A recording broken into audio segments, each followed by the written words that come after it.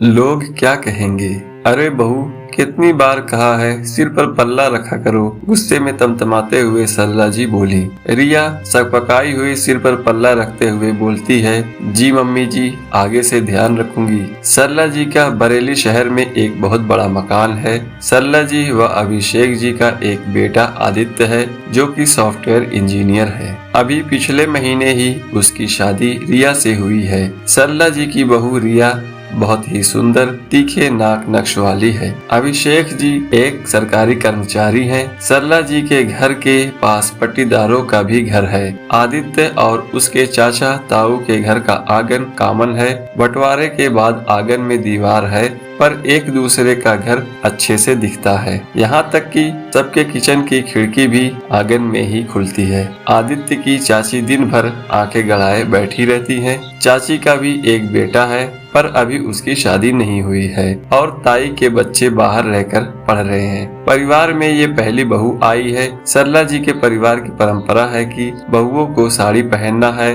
और सिर ढकना है। उनके परिवार की ये सोच भी है कि साड़ी में ही बहुएं अच्छी लगती हैं। सरला जी को डर रहता है कि बहू की नई नई शादी हुई है। सिर का पल्ला खुलते ही चाची ताई आसपास व परिवार में बताकर उनके घर की जगहसाई करा देंगी कि फलाने की बहू ऐसी है। 2 मिनट भी सर पर पल्लू नहीं टिकता, ससुर जी के सामने मुंह उघाड़े घूमती रहती है। सरला जी वैसे बहुत अच्छी हैं, रिया से बहुत खुश रहती हैं। बस इसी बात को लेकर उनको रिया को हमेशा टोकना पड़ता है व उन्हें कई बार गुस्सा भी आ जाता है। उनको पल्ला न रखने से कोई दिक्कत नहीं है, पर उन्हें लगता है कि लोग क्या कहेंगे। ये भी सोचती है कि अभी बच्ची है और धीमे धीमे सब सीख जाएगी। धीरे धीरे अब तो 6 महीने बीत गए हैं। रिया की आदत पल्ला लेने व साड़ी पहनने की हो गई है। उसको उलझन तो होती है, पर उसके साथ उसने समझौता कर लिया है और जीना सीख लिया है। 8 महीने बाद रिया गर्भवती होती है। घर में सब बहुत खुश हैं। जब समय पूरा हो जाता है, रिया एक बहुत सुंदर प्यारे स्वस्थ बच्चे को जन्म देती है। रिया 2 महीने में बिल्कुल स्वस्थ हो जाती है। घर में बच्चे के आने से एक रौनक सी आ गई है। सब दिन भर उसी में लगे रहते और बहुत खुश रहते हैं। अब रिया बच्चे और अपनी साड़ी व पल्ले के साथ काम करना सीख रही है, पर अब बच्चा होने से कुछ कुछ कामों में उसे सिर का पल्लू संभालने में दिक्कत आती है।